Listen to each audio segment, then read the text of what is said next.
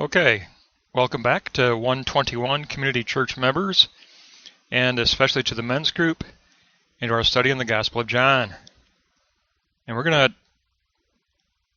continue in the chapter 9. We're going to continue with the healing of the man born blind. But now we're going to take a look at his confrontation with the leadership in the temple and the interrogation about the miracle that occurred, and we're going to look at the result of that and then the Lord's response to that result.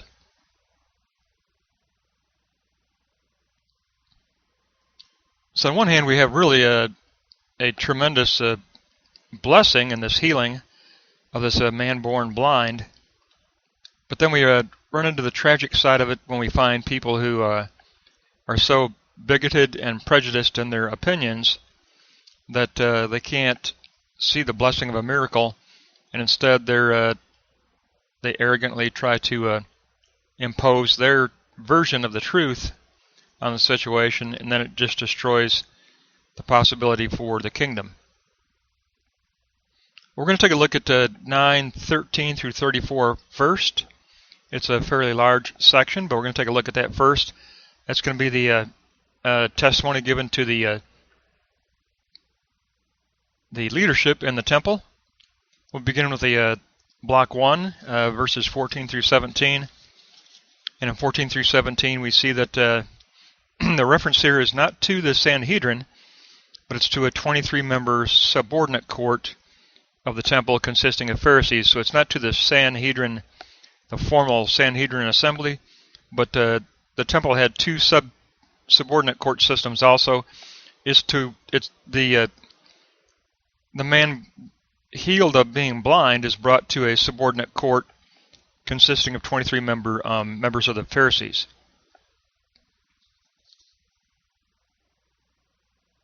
Now, as far as signs of healing on the Sabbath goes, in the Gospels we have a total of 7 instances of healings on the Sabbath.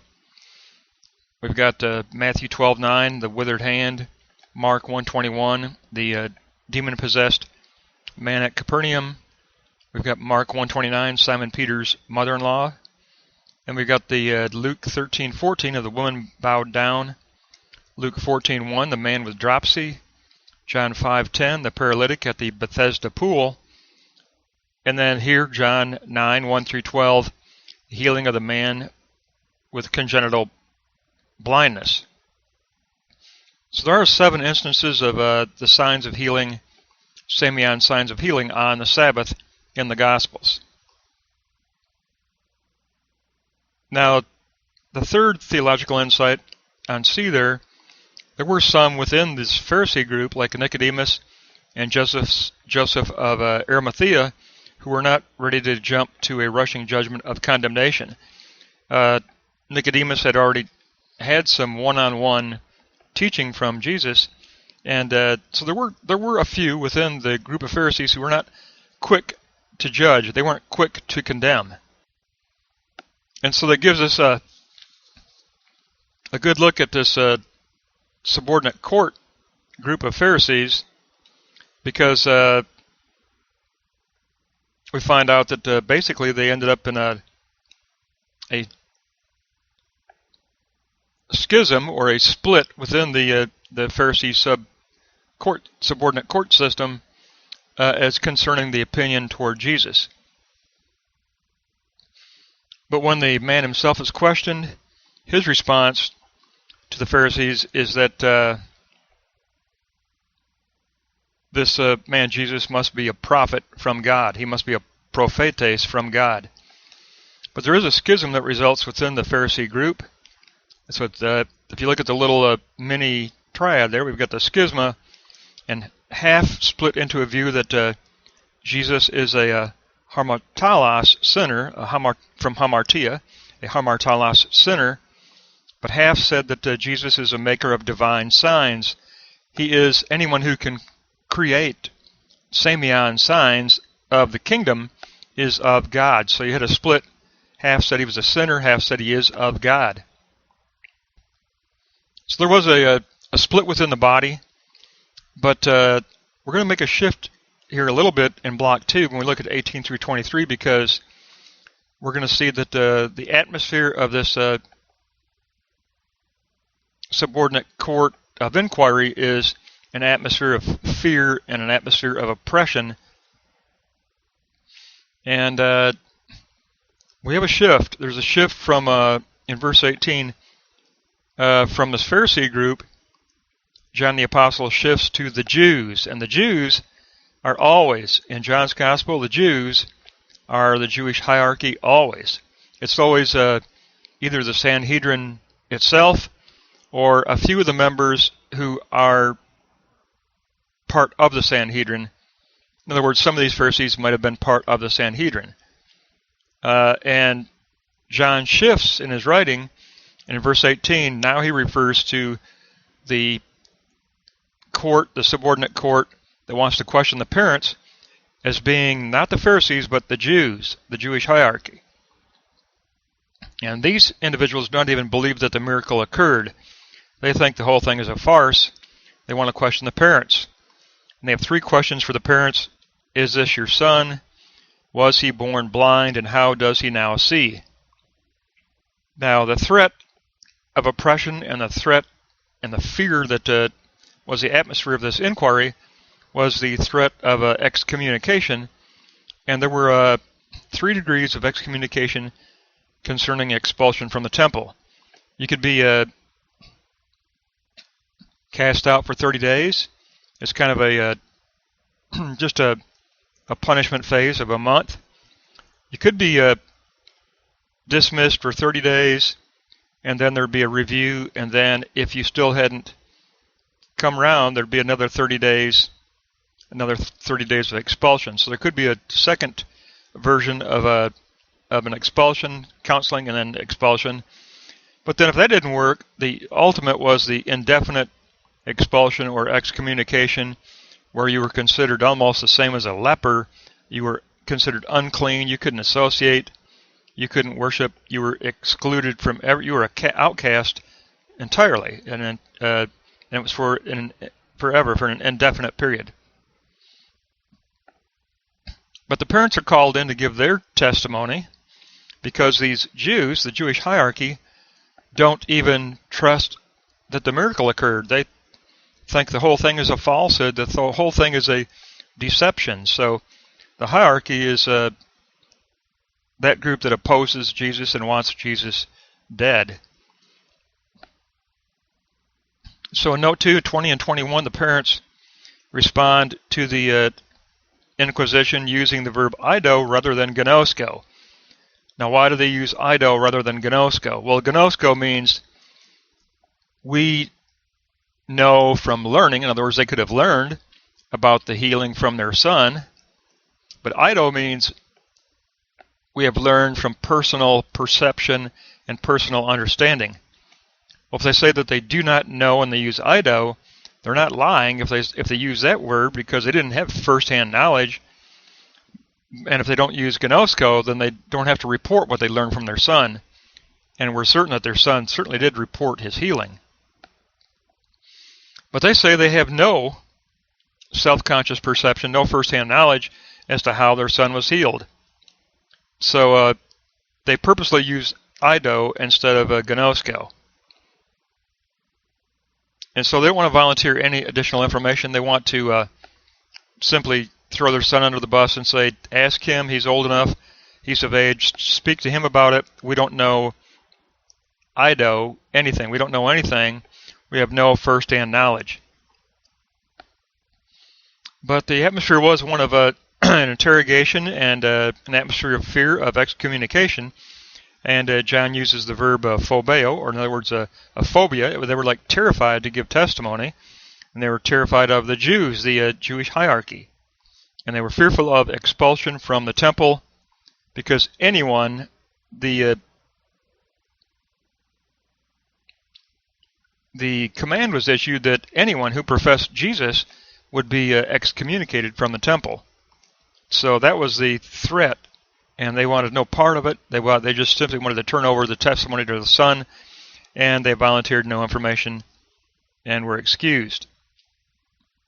And that takes us on to the third block of the retaliation and the forceful expulsion of the son in 24 through 34.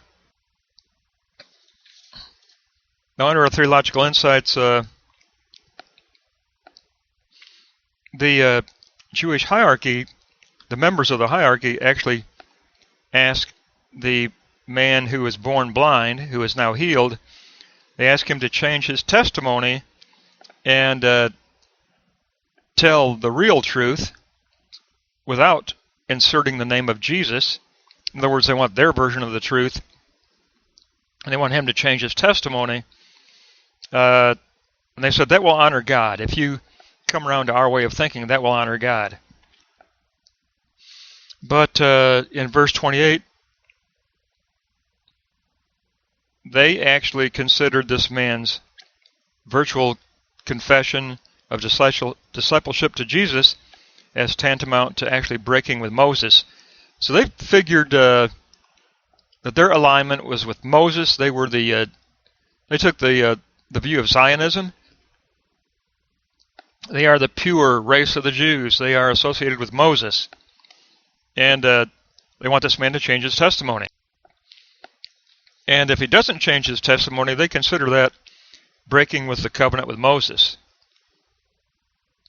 Now, interestingly, this man is well versed in the Old Testament, and he knows that there has not ever been in the history of the Old Testament, in the history of the law, any record of a cure of blindness ever.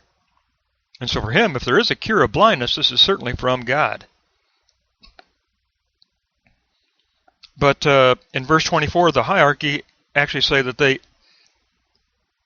I do know. Now they're using the verb for we know self-consciously and according to first-hand knowledge that this Jesus is a hamartalos sinner. He is a sinner, and that therefore you should change your testimony because we know this man is not from God. He is a hamartalos sinner. And we know this, and they use the verb ido. We know it firsthand. We know this man is a sinner. So they're using their bigotry and their Zionism to back up their pressure to put on this man to change his testimony. They're saying, we know he is a hamartalos sinner. So the atmosphere of fear and oppression gets pushed and pushed and pushed. It becomes stronger and stronger. But praise be to God, because note 3 and 25, the man answers in a very concise way. He just says very simply, well, typhlos on arti blepo. All I know is that I was once being blind and now I see. So he just simply gives his testimony. All I know, I can't tell you about this man. I don't know this man. All I can tell you is my experience. I can tell you my testimony. Once I was blind and now I see. Once I was blind and now I see. He gives a very concise testimony. But he adds to that because in 27, he adds the real problem. He perceives the real problem. He says, you do not listen to my testimony. You don't listen to the truth. You uk akuo. You do not listen to the truth. You don't listen to what I give as my testimony. And that's the real problem. Their bigotry and their prejudice will not allow them to listen.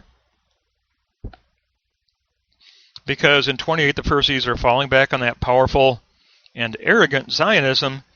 They are disciples of Moses, and furthermore, they do not know where this Jesus comes from, uk ido. And notice now they're saying they don't know Jesus, where he comes from. So before they said, we know he is a hamartalos sinner, but then they're starting to slip in their position. Now they say, well, we don't really know where this man comes from. We don't know if he's of God or not. We don't know. Uk ido. We don't know. And that elicits sarcasm from the man. He actually says, well, that's amazing that you as leaders of the temple don't know that a man who can heal the blind, if he's from God or not, considering that no one in all of the old law has ever recorded a record of the healing of the blind, but you don't know. So he uses sarcasm, but he also uses syllogistic teaching. This man ends up teaching the hierarchy, the Jewish hierarchy in the temple. And his syllogism works down as note 6. If a man worships and does God's will, God hears that man. God heard Jesus' prayer for the sign of healing. Therefore, Jesus is of God and does God's will. Now, the result of this teaching of the hierarchy is going to be a forceful expulsion from the temple, of course. Ekbalo, exo. Of course, they said, who are you to teach us? We are the Jewish hierarchy. We are the Zionists. We are the pure race. We are the leaders in the temple. We are the leaders in Jerusalem. We are the elite leadership of the Jewish nation. And they take the Zionist stance that they are members and appointed by the Sanhedrin. They are, whether it's a subcourt or a member of the Sanhedrin itself, they are the authority. You don't teach us. You don't tell us. But the man did tell them, and as a result, they actually forcefully, this Greek here means they actually forcefully had him removed from the temple. They actually threw him out of the chamber, threw him out of the temple completely. So the physical force was used. And so the interview, which was really an interrogation, was one of absolute oppression and an atmosphere of fear. It involved the parents, and the parents had no sympathy for their son. They just simply wanted to evade any complications for themselves, and so they gave as brief a testimony as they could and got out. And so the son is left on his own, but he's as knowledgeable of the Old Testament. He realizes that any man who has his prayer answered the way that this Jesus did concerning my healing of this congenital disease is, of course, from God. He is from God. He is of God, and he certainly does do God's will. So we now have the man thrown out of the temple. We've got him out in the courtyard area again, and we're going to move to the triad on the right, and we're going to take a look at Jesus when he re-encounters this man now in the courtyard. Okay, if we look at block 1, verses 35 through 38, we've got the fact that direct revelation is given to this outcast man, just as direct revelation was given to the outcast Samaritan woman in John 4:26. Jesus finds this man in the courtyard and says, "Do you believe in the Son of Man?" He responds, "Who is he, Lord, or who is he, sir, that I might believe?" Jesus proclaims, "The one speaking to you is the Son of Man." And he responds with the Lord of reverence, and he says, "Lord, I believe." So he's given direct revelation, the same as in the well and the Samaritan woman who was also an outcast. And then in note 2b, we've got John MacArthur tells us that blindness is used as a spiritual metaphor throughout the New Testament. In 2 Corinthians 4:3, if the gospel is hidden, it is hidden to those who are lost. And in Acts 26:17 and 18, Paul describes his mission as opening eyes from darkness to light. And in 1 Peter 2:9, who hath called you out of darkness into his marvelous light.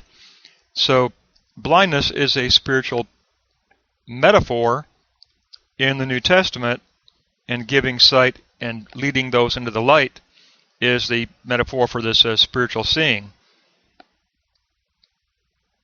Now, C, or the third theological insight, there are 4 times in John's Gospel where Jesus does declare in direct revelation that he is the Son of God. In 5:25, in 9:37 here, in 10:36, and in 11:4. Now, interestingly, in this passage, in this group 35 and 38, we have 2 uses of the Greek concept of Kyrios, which is Lord. In verse 36, Kyrios is used in the casual sense of Sir. It should really be translated, "Who is he, Sir, that I might believe?" But in verse 38, Kyrios is used in the reverent sense of Lord to be worshipped. I believe, Lord. Lord, I believe. So Kyrios is used in both instances, but in the first instance, it is the casual sir. In verse 38, it is used as the Lord to be worshipped. But in these verses of 35 to 38, we have the huge transition from physical sight to spiritual seeing, and how the Sabbath is to serve salvation and not to be made into an oppression of the people. So now we make our huge transition, but we're now going to come upon the very troublesome theological statement by Jesus concerning judgment in Block 2. If we look at Block 2, we're going to look at just two verses, 39 and 40, but we get into a very difficult topic of juridical blindness. Juridical blindness. Where Jesus announces that he has come to bring sight to those who cannot see, and he's come to bring blindness to those who pretend to see in their arrogance. And so it is a theological problem of the making spiritual blindness or juridical blindness. And one possible explanation comes from Meyer, which I liked. What Christ says here is a matter of fact. It's a retributive judicial arrangement affecting both sides according to the position they take up relatively toward him, toward Christ. In other words, the man born blind took up an attitude of faith toward Christ and trust, and he received sight, physical sight and spiritual seeing. The Jewish hierarchy took an attitude of opposition and still stuck to their arrogance and their Zionism, which was extremely prideful, and because of that, they reaped blindness. And so it's, for Meyer, it's just simply a matter-of-fact statement that the result of the entire Samion sign event was this partitioning into a group who sees and a group who does not see. It's a judgment as a resultant partitioning. And krima, used in verse 39, is not the act of judging, but it is that coming of Jesus that creates a juridical result of those who see and those who do not see. So it's an emphasis on the result of this partitioning. And therefore there is no conflict with John 3:17, where God sent not his Son into the world to judge the world. In other words, Jesus was sent into the world to bring salvation, but bringing the word of truth results in a partitioning judgment, because the response to Jesus' truth creates this partitioning. It's the response to his truth and the response to his Logos word that will bring about this partitioning into those who see and those who do not see. But if you look at 1c in Block 2, we're going to look at juridical blindness, which is comparatively considered in three scriptures. We've got our scripture here in 9:39. Jesus said, "For judgment I have come into the world, so that the blind will see, and those who see will become blind." We also have the comparative Matthew 13 through 15. "This is why I speak to them in parables, because seeing they do not see, and hearing they do not hear, nor do they understand. Indeed, in their case, the prophecy of Isaiah is fulfilled that says, you will indeed hear but never understand, and you will indeed see but never perceive. For this people's heart has grown dull, and with their ears they can barely hear, and their eyes they have closed, lest they should see with their eyes, and hear with their ears, and understand with their heart, and turn, and I would heal them." And then, of course, the verse that's being referenced, Isaiah 6:10. "Make the heart of this people calloused, make their ears dull, and close their eyes. Otherwise they might see with their eyes, hear with their ears, understand with their hearts, and turn and be healed." So the question of this juridical blindness, this fact that those who remain in conceit and arrogance and bigotry can finally push that to the limit where God the Father actually gives them over to their blindness, and that blindness becomes calloused and closed, and they cannot hear and they cannot see in any spiritual sense whatsoever. And if you move down to 3a, we're going to continue on that with an insight from John Piper on the fact that election always precedes faith in John's Gospel. And we've discussed this in an earlier lesson on the Father's work that Jesus brought up in chapter 6. But if we notice that John Piper begins in 6 also. In 6:37, the Father gives first. He gives those to Christ who are to be saved. In 6:44, the Father draws those to Christ who are to be saved. In 6:65, the Father grants the ones to be saved to the Christ. In 10:26, the flock, one is brought to the flock by the Father before belief in the Christ proceeds. 8:47, you're first of God and brought by God before you can hear the Christ. In 18:37, you are of the truth concerning God, which precedes any hearing of the word of the Logos from the Christ. So all throughout the Gospel of John, John MacArthur and John Piper both emphasize that for John the Apostle, election always precedes faith. Election precedes faith, and juridical blindness can result in a callousing over of anyone who is initially obstinate, prideful, and bigoted. If God gives them over to that, that can become a juridical blindness, and it can result in the fact that they are so calloused they'll never hear the word of Jesus Christ. And then finally in 3b we've got the rebuke, the final rebuke, when Jesus tells the Jewish hierarchy that you are going to remain in your sins because, and if you look at note 2 there, we've got from Augustine, because of your conceit is a perpetual ground for rejecting me, so that you cannot attain faith and forgiveness of sins. Their arrogance, their conceit, their prideful Zionism, and their self-righteousness and believing that they are the pure hierarchy of the leadership of Israel, and the only ones that can know the truth, prevents them from hearing Jesus Christ in any way whatsoever. So it gives us a beautiful picture with the healing of the man with the congenital blindness, and what should have been a great time of celebration and praise for the Lord. But the bigotry and the arrogance and the Zionism of the Jewish hierarchy totally creates oppression and fear and destroys what could have been beautiful fellowship. But Jesus Christ seeks out, finds this man who was born blind, and leads him to spiritual seeing, spiritual faith, and entrance into the kingdom of God. And that's the positive note that we close on, is the fact that this man not only received physical sight, but he entered into Jesus Christ's kingdom. He entered into the kingdom of the Lord. And that's going to wrap up this lesson, which takes us up through the end of chapter 9, 9:41.